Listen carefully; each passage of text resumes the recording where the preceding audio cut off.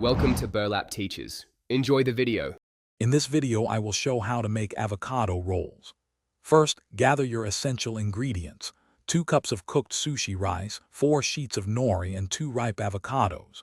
Ensure your sushi rice is perfectly seasoned with a mixture of rice vinegar, a tablespoon of sugar, and a teaspoon of salt. Then carefully slice your avocados into uniform strips, approximately 1/4 inch thick, for easy rolling. This preparation sets the stage for delicious, homemade sushi. Now let's assemble your avocado roll. Lay a nori sheet, shiny side down, on your bamboo rolling mat. Gently spread about 3/4 of a cup of prepared sushi rice evenly over 2/3 of the nori, leaving the top 1/3 bare. Next, carefully place your avocado strips horizontally across the rice, about 1 inch from the bottom edge. This arrangement ensures a well-balanced and easy-to-roll sushi.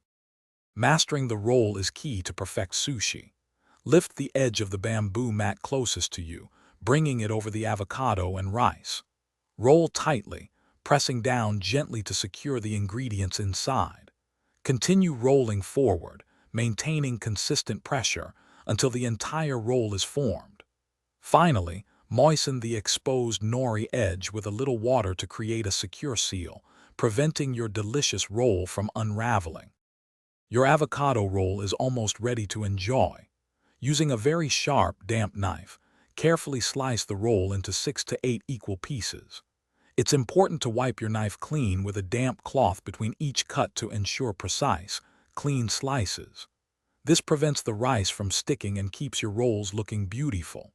Serve your freshly made avocado rolls immediately with your favorite soy sauce, a dab of wasabi, and some pickled ginger. Enjoy your culinary creation.